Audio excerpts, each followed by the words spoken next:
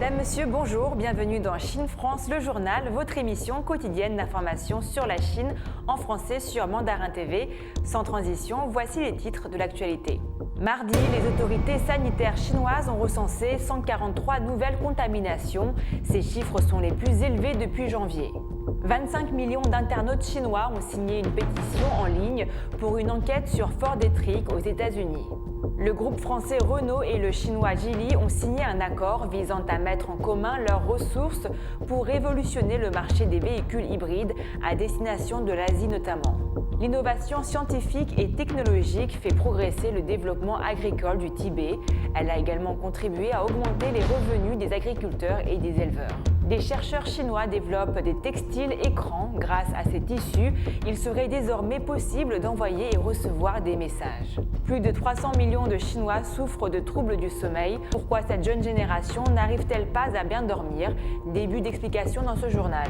Les éléphants errants ont enfin regagné leurs réserves après un périple de plus de 700 km, une cavale d'1 an et demi. Le nombre de cas de coronavirus en Chine a atteint mardi 10 août, un plus haut en 7 mois, après un cluster dans un centre de test qui a fait bondir les chiffres sur fond de flambée du variant Delta. Les médias chinois ont décrit la flambée actuelle qui a entraîné des confinements locaux, des tests à grande échelle et des restrictions de déplacement, comme la plus grave depuis l'apparition du Covid-19. Les autorités avaient ramené le nombre de contaminations domestiques quasiment à zéro, permettant à l'économie de rebondir malgré de sévères restrictions aux frontières. Mais aujourd'hui, les cas augmentent. Mardi, les autorités sanitaires ont recensé 143 nouvelles contaminations, dont 108 proviennent d'une contamination locale. Des dizaines de cas proviennent d'un centre de test anti-Covid dans la ville de Yangzhou. Pour le moment, la ville de Yangzhou, qui compte 4,6 millions d'habitants, a mené 5 séries de tests de masse, effectuant 1,6 million de prélèvements pour tenter de juguler la résurgence de l'épidémie. L'augmentation récente des contaminations a commencé lorsque des employés chargés du ménage à l'aéroport de Nankin sont tombés malades, provoquant une série de cas à travers le pays. Les chiffres de mardi sont les plus élevés depuis janvier, lorsque le pays avait recensé 144 nouveaux cas et 126 contaminations domestiques, essentiellement dans le nord. Les autorités tentent maintenant de ramener la confiance sur le fait que cette récente résurgence est contrôlable. Et une pétition lancée par des internautes chinois demandant à l'Organisation mondiale de la santé d'enquêter sur le laboratoire biologique américain de Ford Detrick s'est conclue vendredi, recueillant 25 millions de signatures en ligne depuis son lancement le 17 juillet. La pétition en ligne appelant à une enquête sur Ford Detrick représente l'opinion publique au sens large, a indiqué le journal Global Times, qui a été chargé par un groupe d'internautes chinois d'afficher la pétition sur les médias sociaux. Selon la pétition, l'enquête doit porter sur l'origine de la Covid-19 et la sécurité du laboratoire. Le laboratoire biologique de Ford Detrick stocke des virus infectieux dangereux et a enregistré des fuites en 2019, juste avant la pandémie, a précisé le journal. La pétition a reçu un demi-million de signatures en 24 heures et 1 million en 48 heures, a indiqué le Global Times, notant que le site de la pétition avait subi de graves cyberattaques de la part de multiples adresses IP américaines, alors que les signatures approchaient les 10 millions. Renault va s'associer avec le groupe chinois propriétaire de Volvo pour lancer des véhicules hybrides sous sa marque sur les marchés chinois et sud-coréens. Les deux constructeurs utiliseront les technologies avancées de Geely, tandis que le français se chargera des ventes et du marketing. Les deux entreprises ont signé un accord. Le constructeur automobile français Renault va s'associer au chinois Geely pour produire des véhicules hybrides sur les marchés asiatiques, ont annoncé le 9 août les deux sociétés. Selon un accord cadre signé par les deux entreprises, les principaux marchés initiaux seront la Chine et la Corée du Sud. En Chine, ils produiront des véhicules de la marque Renault basés sur les technologies et les usines de fabrication de Geely, tandis que Renault se concentrera sur la stratégie de marque, les canaux de vente ainsi que le service. Renault introduira en Corée du Sud les plateformes de la marque haut de gamme Lynk & Co de Geely pour la production locale de véhicules dans sa co-entreprise Renault Samsung Motors qui produit des véhicules depuis environ 2 décennies. La Chine et la Corée du Sud se tournent vers l'électrification.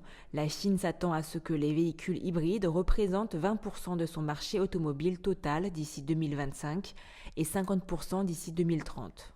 En Corée du Sud, les statistiques montrent que 128 000 voitures particulières hybrides ont été vendues en 2020, en hausse de 68,5% d'une année sur l'autre. Ils représentaient près de 10% du marché sud-coréen des véhicules de tourisme. Les exportations de Geely ont totalisé 53 422 unités au premier semestre de cette année, en hausse de 173% par rapport à la même période l'an dernier. Ces véhicules sont désormais disponibles dans une trentaine de pays et régions. Le partenariat global conclu entre Renault et Geely ne devrait pas s'arrêter au seul marché chinois et sud-coréen. Les deux groupes envisageraient en effet de développer ensemble des voitures entièrement électriques. Le constructeur aux losanges pourrait donc ainsi se relancer en Chine, le premier marché automobile mondial, et en Corée du Sud, où le groupe est déjà présent avec sa filiale Renault Samsung Motors. La marque française, qui a connu un rebond de ses bénéfices au premier semestre après la crise de 2020, mise désormais sur le marché asiatique. Marché où l'hybride est bien accueilli, au contraire de l'Union européenne qui veut mettre fin aux moteurs thermiques d'ici 2035. L'innovation scientifique et technologique fait progresser le développement agricole du Tibet, dans le sud-ouest de la Chine. Selon les autorités locales, les sciences et technologies agricoles ont grandement contribué à l'approvisionnement efficace en produits agricoles et ont augmenté les revenus des agriculteurs et des éleveurs de la région autonome du Tibet. Les dépenses en recherche et développement dans l'agriculture et l'élevage représentent depuis longtemps plus de 60% de l'investissement total en recherche et développement de la région, a indiqué le département des sciences et technologies du Tibet. Dans le même temps, a-t-il ajouté, la région a popularisé une série de nouvelles variétés, technologies et équipements d'agriculture et d'élevage au cours des dernières décennies, avec plus de 150 nouvelles variétés de cultures cultivées. L'innovation scientifique et technologique a également contribué à augmenter les revenus des agriculteurs et des éleveurs.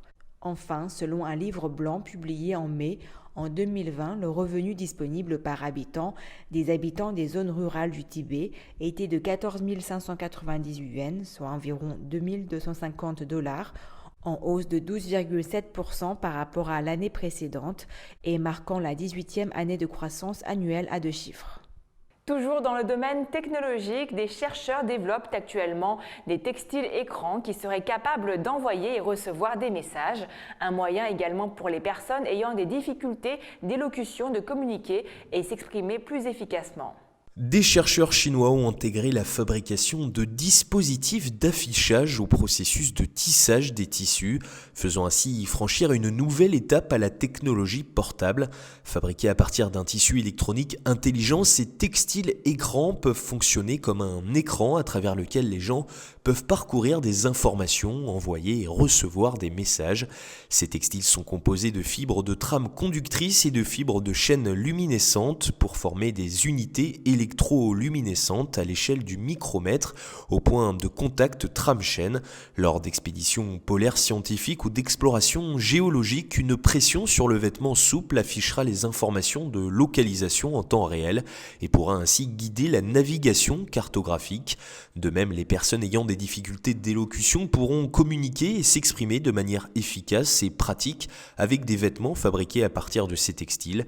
Ces textiles écrans sont souples et respirants et résistent au lavage répété en machine, ce qui les rend adaptés aux applications pratiques, a déclaré le professeur Peng Yunsheng de l'université Fudan, qui a dirigé l'équipe de recherche. Selon ce même professeur, ce tissu permettra aussi de favoriser l'intégration et le développement rapide de la fabrication de textiles traditionnels et de l'Internet des objets, de l'interaction homme-ordinateur, des mégadonnées et de l'intelligence artificielle.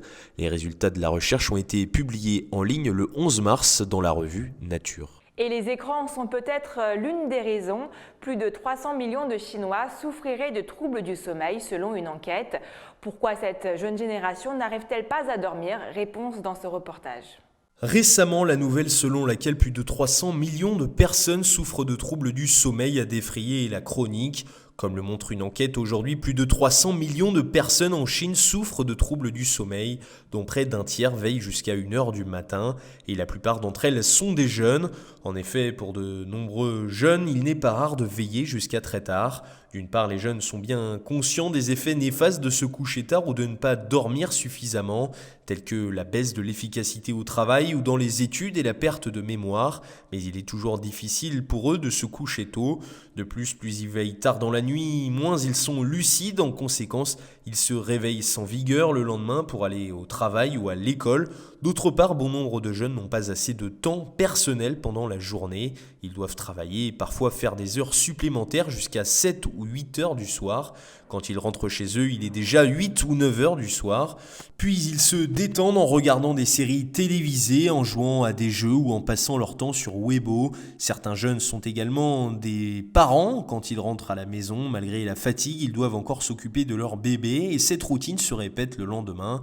Jour après jour, il se peut qu'ils manquent de vigueur pendant la journée, mais qu'ils se couchent toujours très tard dans la nuit. En outre, l'utilisation excessive de produits électroniques est également l'un des principaux responsables des troubles du sommeil chez les jeunes.